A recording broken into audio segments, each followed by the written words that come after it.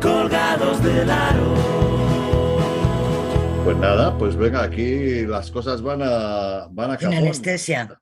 Tenemos... Sin anestesia, pues. Oye, he de reconocer, Vero, que he estado viendo, yo te conocía y sabía evidentemente que eras, pero no había profundizado en tu persona y en tu historial. Y es que no sé por dónde empezar, de verdad. Es que vamos, mira que me he movido yo en la vida, pero es que al lado tuyo... Pero no tanto, sí. La verdad es que me he movido bastante. Sí, yo sí que sé por dónde empezar. ¿Por dónde? Venga, pues dale. Nada, solo para colocarnos en el presente. Sí. Vero está en la Fiorentina, viene del Milan, bueno, 8 países, 3 continentes. Además es que nos parecía, Vero, que dado el momento que está viviendo el fútbol femenino en España, era absolutamente fundamental hablar contigo, porque tú eres la génesis de todo lo que estamos viviendo. Sí, sí. Como ves, empezamos arriba, ¿eh? Sí, lo veo. No, hombre, sí, había mujeres en los años 40 que bueno, chapó, pero esta señora empezó a mover.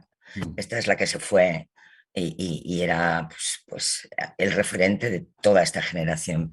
Pero yo te quería preguntar, porque ¿este año es el último, Vero? No, yo creo que va a haber uno, al menos uno más. Luego ya el cuerpo lo dirá. Pero que por cierto, felicidades porque su cumpleaños fue antes de ayer. sí, exacto. ¿En serio? Sí. 35. 25, mira, guárdame, mira. Guarda, mira ya cómo habla. Eso sí, alguna vez me va a salir el italiano de por medio, no seguro, pero sí, 35, pero los llevo bastante bien. Es que ya sabes que los 35 de ahora son los 25 de nuestra generación prácticamente. Exacto. Yo me siento de 25, así que si me preguntan, pues oye, pues 25.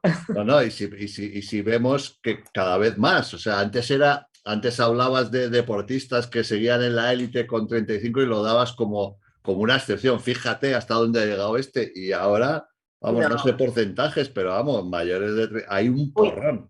Muy alto, porque al final las condiciones son totalmente distintas y al ser mucho más profesional, al entrenarte mejor, al tener todos los cuidados, el cuerpo pues está mucho mejor conservado y salvo quien ha tenido alguna lesión fuerte, el resto pues puedes alargar a un nivel muy alto más tiempo.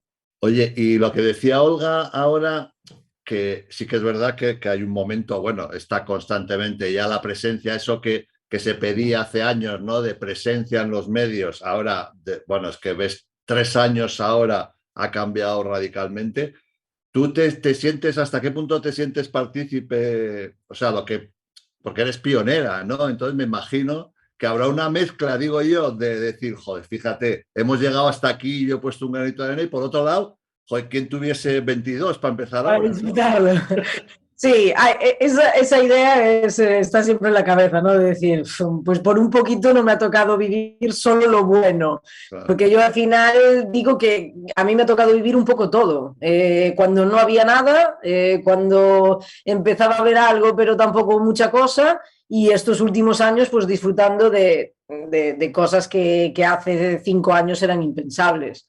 Entonces, pues bueno, te sientes partícipe de ese proceso sin duda, pero igual de partícipes se tienen que sentir las mujeres que estuvieron antes que nosotras, porque yo al final siempre digo, bueno, yo es que he hecho mi parte del camino, lo que a mí me tocaba por momento social, por momento histórico de mi deporte, es lo que me ha tocado ser y hacer y disfrutar o no disfrutar, y ahora pues las que vienen pues les toca vivir otra parte, abrir otras puertas y romper otros límites.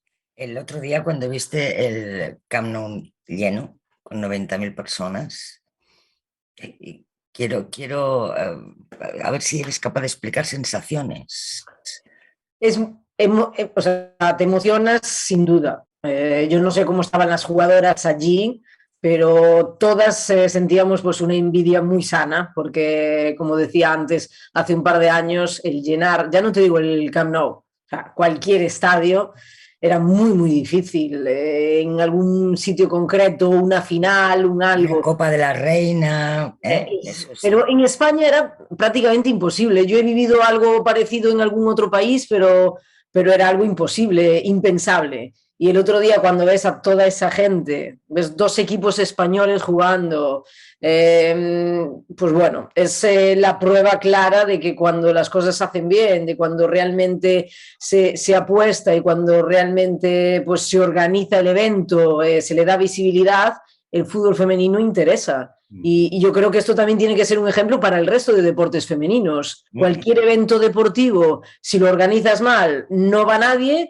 y si lo organizas bien, pues va cualquiera, aunque sea un deporte totalmente desconocido, porque al final es un evento deportivo, depende de lo que haya. El otro día había hasta la música, se hace el llamamiento a la afición. Yo creo que ha sido todo el evento. Luego lo que hemos visto ha sido los más de 90.000 espectadores, pero bueno, es un éxito rotundo y una emoción. Pero yo recuerdo hace 3, 4 años que cuando en una final de la Copa de la Reina había 30.000 espectadores a lo mejor, el primer comentario era: es que han regalado las entradas.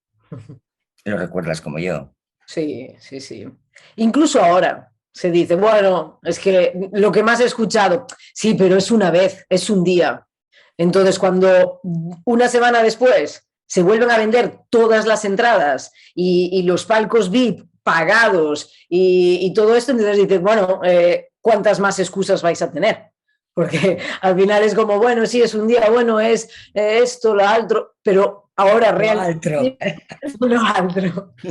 ahora realmente creo que es la confirmación de que sí, quizás en las primeras veces será algo aislado, pero cada vez la gente se va a acostumbrar más. Y además, yo creo que ya ha llegado ese momento donde todo se va retroalimentando, ¿no? O sea, esto, el que de repente tú veas que hay un espectáculo de fútbol femenino, un partido de fútbol femenino donde van 90.000 personas, te anima a ir. Una vez que vas, ves que el espectáculo no solo es el fútbol, sino todo lo que supone, y dices, joder, ¿cómo mola esto y tal? Rompes tu tabú mental de que tú al fútbol, al baloncesto femenino no vas porque es mucho más aburrido, y ya estás metido en la rueda, ¿no? Yo quería saber qué grado, cómo llegas tú al fútbol y por qué eliges el fútbol. Y cómo era un poco aquella época para una chica que eligiese, que era algo, en estos estamos hablando de tiempos donde era un poco contracultural, en el sentido de que éramos un poco, todavía teníamos que quitarnos mucha caspa. Todavía tenemos que quitarnos. Sí, pero ¿cómo fue tu proceso? Pues yo empecé a jugar porque mi padre era entrenador y mi hermano, 3 años mayor que yo, jugaba al fútbol. Entonces ellos estaban siempre con el balón y yo desde que empezaba a andar yo quería ser como mi hermano y quería hacer lo mismo que él hacía con mi padre, que era jugar al fútbol. Entonces prácticamente no me quedaba otra. Ellos estaban jugando al balón todo el tiempo y yo con ellos. ¿Qué pasa? Que cuando ves que eso ya se te va dando bien, porque al final, pues si no eres muy bueno, pues a lo mejor lo vas dejando. Pero a mí se me daba bien, entonces te motiva todavía más. Y sí es cierto que en esa época no era fácil. Yo era la única niña en mi ciudad que jugaba al fútbol. Con 5 o 6 años, cuando entré en mi primer equipo, solo podía entrenar porque había una norma federativa que prohibía a las niñas jugar con los niños. Porque esto es muy fuerte, es que no es que estaba mal visto, es que estaba prohibido. ¿De qué año estamos hablando, Vero? Pues yo nací en el 87, pues del 90 y poco. 90. Exacto, inicio de los 90, entonces es increíble y parece que ahora, viviendo la situación en la que estamos, pues eso es como, bueno, igual hace 50 años, pero no, esa era la realidad. Y luego ya cuando te dejan jugar, pues tienes que escuchar todos los comentarios que se tienen que escuchar, tanto en el colegio como en la calle, como incluso de familiares. Pero ahora ya, con la edad que tengo, piensas en todo esto y dices, bueno, es que prácticamente es que es normal que me dijesen estas cosas, porque yo pienso en mi abuela que me decía, pero todavía sigues jugando.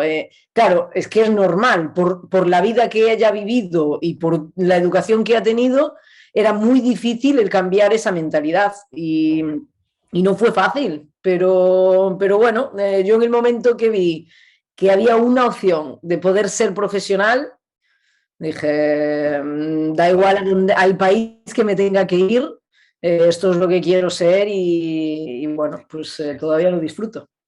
Y de todos, porque claro, bueno, la lista de países son muchísimos. ¿Dónde, digamos, van en estas cuestiones, ¿no? de equiparamiento? ¿Dónde van más avanzados? ¿Dónde has visto tú que está ya más asentado o un país de referencia donde digas, joder, pues mira, me gustaría dentro de 5 años que estuviésemos allí? O igual ya estamos, no lo sé. Sí, yo creo que en los últimos años hemos cambiado mucho, pero claro, yo la primera vez que realmente me sentí futbolista profesional fue en Estados Unidos. Cuando llegas allí y te entrenas en los centros en los que te entrenas, cuando juegas en un estadio, la primera vez que firmaba autógrafos, que sacaba fotos, eso fue en Estados Unidos. Entonces, ellas venían de ser las campeonas mundiales de los últimos años y evidentemente ves que en tema de cultura del deporte y de mujer y fútbol van por delante, o iban al menos, porque yo creo que en los últimos años aquí en Europa se ha cambiado mucho, quizás a nivel social, salvo los países nórdicos, todavía tenemos muchos pasos que dar, pero sí que a nivel de fútbol esa cultura de fútbol la tenemos. Entonces, cuando nos quitamos la caspa y los estereotipos del pasado, las normas del juego las sabemos, a la gente le gusta y es mucho más fácil, el proceso es mucho más rápido. Dime una cosa que no sé si ocurre o está empezando a ocurrir aquí. En Estados Unidos el fútbol femenino es más fuerte que el fútbol masculino. Y digo, sino que no sé si ha empezado a ocurrir aquí, porque es un deporte netamente universitario y escolar en Estados Unidos. Las niñas quieren ser jugadoras de fútbol desde hace muchos años. ¿No? Sí, es así y eso es lo que ha hecho que el fútbol en Estados Unidos fuese más femenino que masculino. Claro. Ha habido una norma de igualdad en las universidades para las becas universitarias y eso ha sido el punto que ha cambiado todo en Estados Unidos. Tenías que dar las mismas becas a mujeres que a hombres. Entonces, pues bueno, hombres. Y esa ley es del año 87, si no recuerdo mal. Exacto. Entonces, ellos desde ahí, pues han avanzado. Sin embargo, en el resto de países, pues bueno, todavía eso no lo teníamos, no era una obligación. A nivel universitario no tenemos esa cultura que ellos tienen de deporte universitario. Y bueno, por eso también nos ha costado tanto. Pero fíjate, a pesar de eso, hasta este año o finales del anterior, no han tenido igualdad salarial las mujeres profesionales porque se plantaron. Sí. Las jugadoras profesionales con Rapione, como siempre al frente, se plantaron y dijeron, vamos a ver. Sí, vamos a ver, si nosotras ganamos mundiales, ganamos el oro olímpico, tenemos contratos publicitarios millonarios, ¿por qué no ganamos ya no lo mismo? Es que tendrían que ganar más. Entonces, bueno, esto ha sido una lucha de bastantes años y al final, pues hace unos meses han conseguido que haya esa igualdad, que bueno, que luego es un debate en el que hay que entrar, de comparar ingresos o méritos, si realmente en todos los países estamos en el momento correcto para la igualdad salarial, pues seguramente no, porque las jugadoras americanas pueden pedirlo porque han ganado todo. Y tú pones la televisión, la tienda de Nike o de Adidas y la imagen es de ellas. Entonces, bueno, yo creo que tanto en España como en el resto de países, antes que esa igualdad salarial, lo que queremos es la mejora de las condiciones. Claro. El que nos abran los estadios, el que te dejen entrenar en buenas condiciones, y yo creo que este es el camino que estamos llevando en los últimos años. Y hacer, yo te digo porque en ese aspecto, por ejemplo, el baloncesto femenino, digamos que ha sido más, ha avanzado más rápido que el fútbol, ¿no? Ha habido una liga, son profesionales y todo eso, y aún así la generación de recursos no es sencilla. No es sencilla, que ellos, su situación, digamos, laboral está muy bien y están muy protegidas, están como deberían estar, creo yo. Pero claro, otra cosa es, luego hay que llenar pabellones, eso, hay que llegar a una tienda y que que haya camisetas de las jugadoras, que se les entreviste, en fin, entrar otra vez en ese proceso que al final sí va a poder, no sé si a igualar los salarios, porque estamos hablando de un deporte como el fútbol en su versión masculina, que es una máquina de hacer dinero, pero sí para que evidentemente la situación salarial sea mucho mejor de la que pueda haber ahora, ¿no? Aunque por lo que he visto alguna entrevista tuya, claro, de lo que tú cobrabas antes a lo que se cobra ahora también ha cambiado un poquito, ¿no? Mucho, mucho. Y es que el ejemplo claro es que yo cuando era más joven y empezaba a jugar o ya estaba en los primeros años de carrera, las jugadoras trabajaban o estudiaban. Ahora, si estudian es porque quieren y prácticamente al máximo nivel ninguna trabaja si no es solo en fútbol. Evidentemente las condiciones han mejorado, salarialmente mucho mejor, pero también es cierto que es un mínimo del porcentaje de mujeres que juegan al fútbol, porque estamos hablando de los equipos más fuertes de una liga y de las mejores jugadoras. Entonces, claro, todo esto, este auge del fútbol femenino está muy bien, pero ahora tenemos que buscar la manera de que esas jugadoras del Barça o del Madrid o del Atlético se transmitan al resto de jugadoras, que realmente es el 90% de nuestro deporte. Y yo creo que ese es el siguiente paso. Hace apenas 3, 4 años me contaban que en un mismo equipo había una diferencia salarial, había quien ganaba 6.000 euros al mes, una jugadora profesional, y había quien estaba en los 400 en el mismo equipo. Y claro, tenía que trabajar. Sí, sí. Tenía que trabajar porque ahora, afortunadamente, con una liga profesional, como estamos estrenando, entiendo que esto va a desaparecer. Yo entiendo que sí, sobre todo porque tiene que haber unos mínimos. Entonces, en esos mínimos, lo que tenemos que buscar es que esos mínimos sean realmente, digamos, altos, ¿no? Que no haya esa necesidad de tener que hacer otro trabajo. El entrenarte por las mañanas ya te limita y yo creo que esa es la dirección en la que vamos.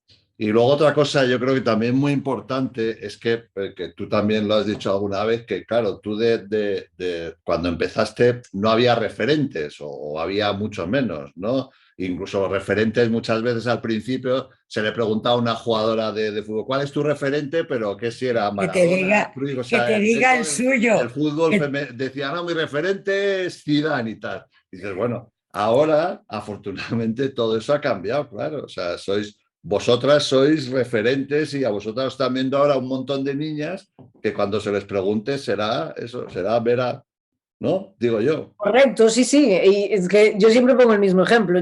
Mi ídolo futbolístico a nivel femenino era Marta, que tiene 3 años más que yo, que somos amigas y que después de un par de años acabamos jugando juntas en Suecia. Pero antes de ella, yo estaba en Santiago de Compostela. En Galicia no había prácticamente nada de fútbol femenino. No sabía ni que existía una selección española de fútbol. No sabía que se jugaban mundiales o europeos. Que había otras ligas profesionales de eso no había ningún tipo de información. Entonces creo que esto de tener referentes femeninos y ponerles cara, nombre, es fundamental, y lo que está pasando ahora es eso, que cada vez son más reconocidas, entonces las reconoces, tú como niña o como niño, quiero ser como ella, los padres, las madres, las familias lo aceptan mejor y ya entras en este círculo que ya nos frena.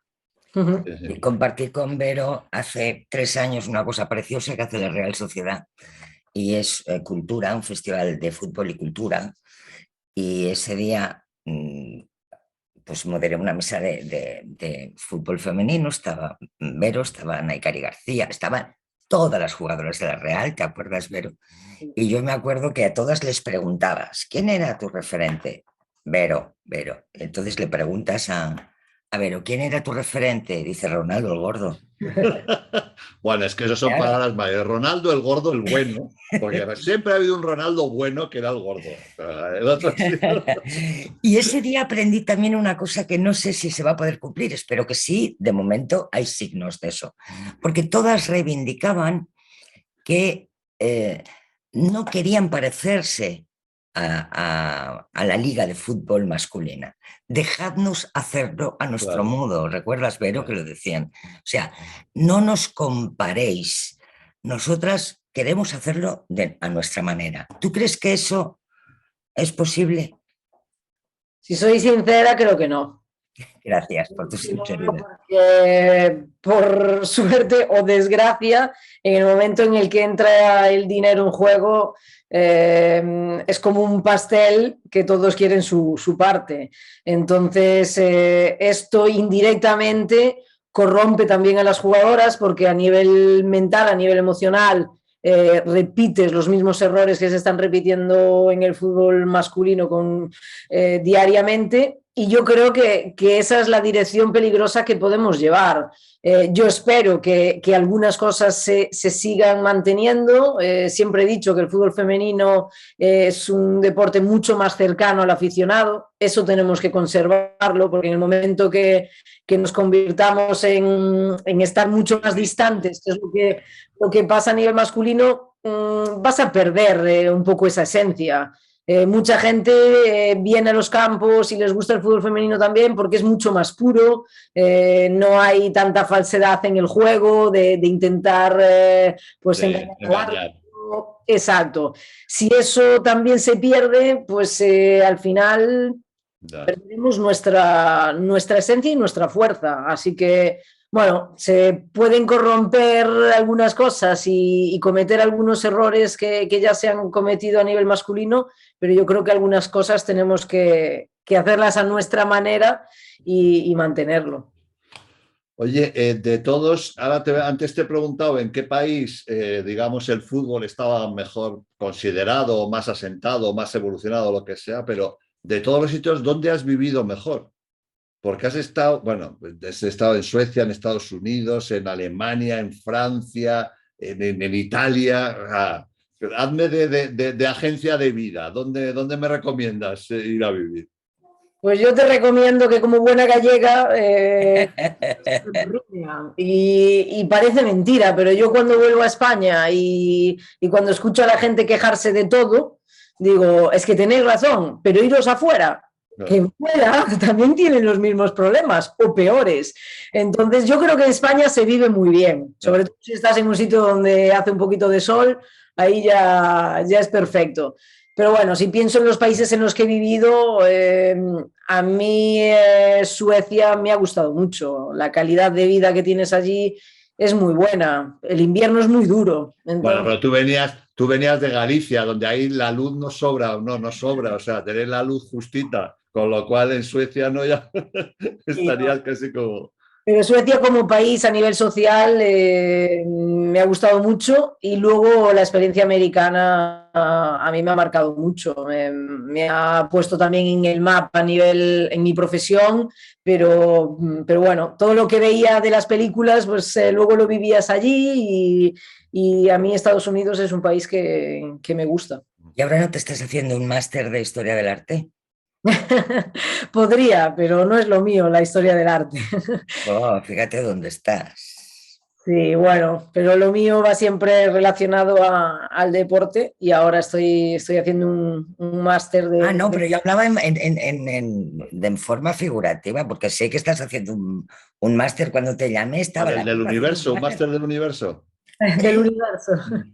Es por eso le preguntaba al inicio en qué momento está, porque no deja de formarse.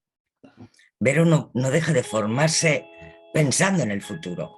Y como si lo tienes clarito. Es que yo creo que ha habido muchas mujeres que han querido formarse y no han podido, otras que tampoco han tenido la motivación porque sabían que el después iba a ser muy, muy difícil. Y yo creo que ahora estamos en un momento en el que necesitamos formarnos para que las que lleguen a todos los puntos que hasta este momento ha sido muy difícil de llegar, demuestren que realmente pues, merecemos estar ahí. Entonces, la única manera de hacerlo bien es teniendo el conocimiento y sabiendo cómo funciona todo eso. ¿Sueñas con entrenar? Sí, sueño con entrenar. Aunque el máster que estoy haciendo es más de directo. No, es de otra cosa, pero pero mi idea principal es la de entrenar, la de estar en un banquillo. Es lo que me ha gustado siempre y ya durante el tiempo que estoy jugando y luego espero poder hacerlo en el banquillo. Y escribir, porque te tengo que preguntar, porque ¿por qué dejaste de escribir en El País? O sea, que tenías tu columnita y tal, fantástica, y de repente, ¡hala! Pues fue un poco también por el COVID, yo creo, porque durante el COVID sí que salían algunas columnas buenas, pero luego era como... Claro, no tenías material, ¿no? No tenías material para hablar. No me gusta el hablar por hablar. Entonces llegaba un momento en el que querían más columnas y para mí era más columnas sin calidad, como que no. Entonces casi era mejor espaciarlo más en el tiempo, pero si lo espacias más en el tiempo... Ya, vas perdiendo la rutina. Sí. Entonces, pues bueno, fue un poquito así, poco a poco y ahí lo hemos dejado, pero... Bueno, que lo hacías, a mí me gustaba mucho, que lo hacías muy bien, que siempre, no sé muy bien por qué, y eso es un prejuicio que yo también lo sufrí en su momento, que de repente se ponga un deportista, una deportista a escribir artículos y de repente te sorprendas que lo haga bien. Y dices, hostia, joder, mira, a ver, bueno, Carla Suárez también, que Carla lo está hace ahora y tal, maravillosamente también. lo hace fantásticamente y tal. Y en el fondito todavía te salta como, claro que igual es Pepe Pérez o María López y no te planteas, anda, mira, esta y tal que bien escribe, ¿no? No, te sorprende, pero que es fantástico. Consciente, porque si esto Sí, totalmente. somos deportistas, imagínate a la gente que nos deportistas. Tienen que dice, bueno, esta sí juega al fútbol que va a saber hablar de otra cosa. Pero sí. Vero, te diré que es una herencia, y esto lo he estudiado yo profundamente porque esto viene de hace tiempo, es una herencia del fútbol masculino. O sea, el fútbol, en la época que el fútbol masculino España era monocultivo, solo había fútbol, y al futbolista de aquella época, en fin, no llamaba la atención por su creatividad, y dejémoslo así. Entonces llamaba mucho la atención, y yo lo digo porque nosotros lo vivimos un poco cuando mi generación de baloncesto apareció y empezamos a ganar un poquito, y los medios se acercaban a nosotros. Una de las cosas que les llamó la atención es que éramos capaces de juntar 4 palabras y decir una frase con sentido. Y decía, joder, pero claro, de donde venían ellos, pues tenía un poco de lógica, ¿no? Pero ahora realmente hay mucha gente por ahí. Y es fantástico porque los puntos de vista que se tienen, y más tú que estás escribiendo incluso cuando todavía estabas en activo, son, pues bueno, son originales. Periodistas hay muchos, pero deportistas que puedan expresar desde ese punto de vista y tal, yo creo que está muy bien, la verdad. Y yo te animo a que dentro de poco te vuelva a coger el país o lo que sea y, mira, a ver a Boquete, venga, a ver qué dice. Pues mira, excusas existen. Este año tenemos Eurocopa Femenina. Claro, es verdad. ¿Qué es? En julio, ¿no? En Inglaterra. Sí, del 6 de julio al 6 de agosto va a ser la fiesta del fútbol, no hay otra competición importante, así que bueno, se espera un gran empujón quizás a este parón que hemos tenido con la pandemia, que ha afectado a todos, al fútbol femenino también. Hemos estado mucho tiempo sin poder llevar gente a los campos y eso ha frenado un poquito el entusiasmo que había después del último mundial y ahora esta Eurocopa yo creo que llega un momento perfecto. ¿Y cómo estamos? Porque ahora el Barça se supone que es el mejor equipo, no sé si de Europa o de Europa, desde luego, del mundo. ¿Se puede decir del mundo? Sí, se puede decir. Se puede decir. Que el que gana la Champions. Claro, es verdad, la Champions. Pero no os ubico exactamente en el tema de la selección, ¿no? ¿Cuál es o sea, qué sería un buen resultado en el europeo? Para mí, España es favorita. Yo creo que España en los últimos 10 años ha pasado de ser una selección que sufría mucho para clasificarse a un mundial, a una Eurocopa, y yo creo que ahora es favorita. Si pensamos en esas campeonas de Europa del Barça, pues todas esas van a estar en la selección. Y todas esas se entrenan todos los días juntas. Tipo Sudáfrica, la cosa es tipo Sudáfrica en masculino, ¿no?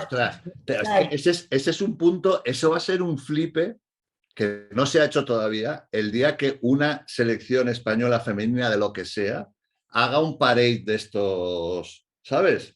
O sea, como, vamos, joder, es que no, una marcha, vamos, después de ganar un gran título, sí. ¿no? Que llegue a una ciudad y montan y de repente vayan 200.000 personas a aplaudirlos. Eso todavía no lo hemos visto. No, y podemos verlo. Podemos verlo este verano igual, ¿no? Yo creo que este verano España va a enganchar, tiene partidos interesantes que van a ser en prime time y yo creo que a la gente al final le gusta ganar. Perdona, tenemos a Alemania en la primera fase, ¿no? Alemania, Dinamarca y también Finlandia. Alemania como sí, también. ¿No? Sí. Y yo creo que ahí, pues tanto España como Alemania, evidentemente, parten favoritas y luego veremos los cruces, pero yo creo que España, evidentemente, luego en un partido pueden pasar 1000 cosas, pero para mí es una de las claras favoritas y un resultado que no sea llegar a semifinales, final o ganarla, para mí sería una decepción. Yo creo que para las futbolistas españolas también.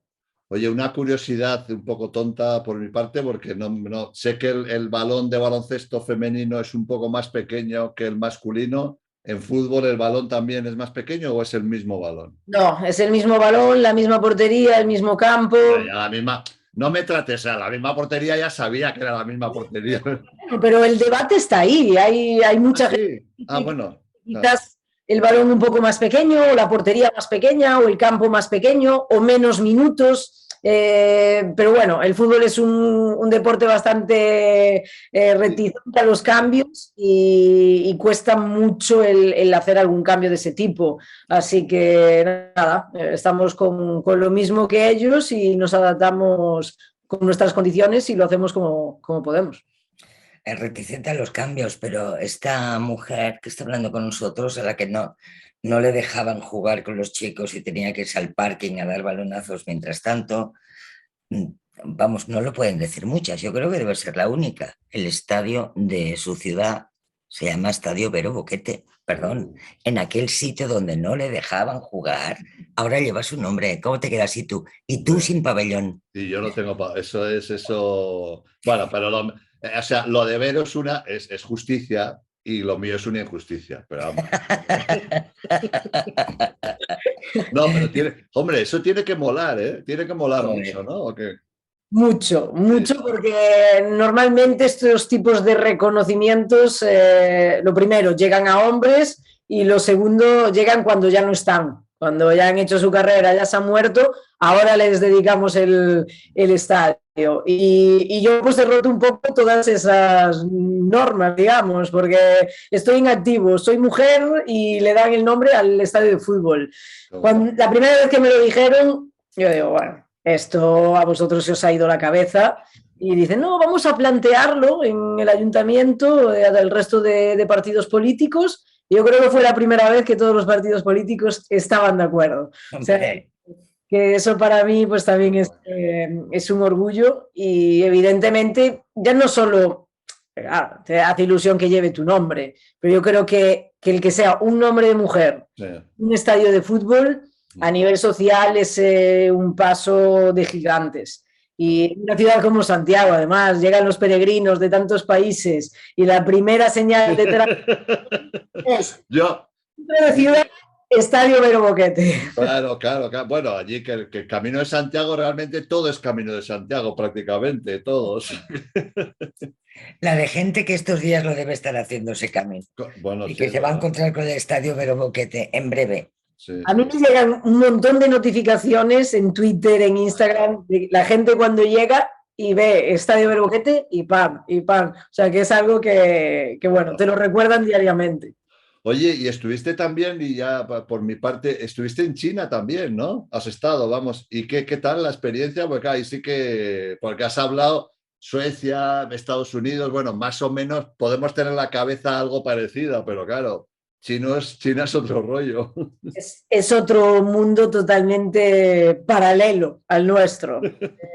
Yo estuve en shock durante 2-3 semanas, pero literal. Y digo, esto no, porque ellos viven en un caos que para ellos es la normalidad, pero para ti es un caos. Y los primeros días, los primeros 3 días estaba en un hotel, quería cruzar la carretera y no era capaz por el caos que había de coches, máquinas, sillas de rueda eléctricas, bicicletas, todo el mundo girando donde quería, un caos. Luego, poco a poco, vas entendiendo un poco cómo funciona, cómo funcionan ellos y bueno, pues te vas acostumbrando un poquito y la verdad es que para mí China fue un país espectacular. Cuando tienes la oportunidad de poder viajar, al final China es como toda Europa junta. Claro. Ir de una ciudad a la otra, no tiene nada que ver una cosa con la otra. Si tienes un poco la mente un poco abierta y aceptas que eres tú el que viene de fuera, que ellos no van a cambiar ese caos en el que viven, eres tú el que se tiene que adaptar a ese caos. Cuando eres capaz de hacer eso, a mí me parece un país fascinante. Además, ahí me imagino que con un par de señales que pongas al pabellón y tal, y metes 100.000 tíos en un momento, vamos, simplemente que pasaban por allí. Es cómo funciona realmente. Haces un poquito de ruido y rápidamente tienes a 8.000 chinos aquí. ¿Cuántos idiomas hablas, Vero? 4 o 5. Al final, español, portugués casi nunca lo cuento porque es muy gallego. Sí, inglés es el que más utilizas, francés también pues lo llevo bastante bien y ahora el italiano que bueno, pues en un par de meses lo he aprendido bastante rápido y de hecho ahora incluso cuando hablo con mi familia me sale italiano de por medio. Bueno, Vero, pues oye, primero un placer conocerte, darte la enhorabuena por todo lo que has hecho y todo lo que ha supuesto lo que has hecho y lo que está suponiendo. Que bueno, te esperamos por aquí. Cuando acabes, cuando dejes de ser la Willy Fox, la versión femenina de Willy Fox, estaremos. Y lo bien que se lo ha pasado. Hombre, joder, qué oportunidad, qué oportunidad. Es que da mucha envidia, da mucha envidia, sobre todo. Y yo lo veo también por mis hijos, tener la cabeza, o sea, en los 80 nosotros ni nos planteábamos el jugar fuera, o sea, nadie jugaba fuera, tu ilusión era jugar, lo mejor era aquí, tal y cual, ¿no? Entonces, claro, ver cómo ha ido cambiando las cosas y ahora el deportista, pues si se tiene que ir a Sebastopol, pues se va, si hay una buena oportunidad. Al final, claro, haces una carrera que parece una embajadora, o sea, que has estado ya en tantos sitios. Ya... Sí, sí. Ahora me dices en cualquier país y te digo los mejores sitios. Claro, joder. Y además la tontería como eso, la caspa también se quita viajando también. ¡Hombre! O sea, que... Pues nada, por mi parte que tengas mucha suerte, que te vaya muy bien, de verdad, Vero. ¿Cómo va la Fiore? ¿No muy bien este año? No, estamos sufriendo un poquito, pero bueno, a ver si terminamos bien y luego podemos empezar una nueva temporada, donde sea, en el país que sea, pero bueno, algún día en el banquillo de la selección nacional. Por ejemplo, o en un equipo masculino. Por ejemplo. Tú eres capaz de ser la primera. Tú eres va a ser igual a Becky Hammon. Becky Hammon bueno, todavía en la NBA no se ha dado el caso de una primera entrenadora chica, ¿no? Pero esta fue segunda entrenadora de Popovich en los San Antonio Spurs y llevamos años esperando ese momento, pero por lo que sea no acaba de producirse, ¿no? Pero llegará, es que esto es imparable. Entiendo que los propietarios pues todavía tienen... Fíjate. Alguna caspa todavía. Fíjate que hemos estado hablando, pues yo, fíjate todavía lo que queda. Pero bueno, quedémoslo con lo que... Pero va deprisa, claro, va deprisa. Sin prisa, pero sin pausa. Vero, cuídate mucho, ¿vale? Un besazo muy fuerte. Un placer. Chao, Vero. Chao. Hasta pronto.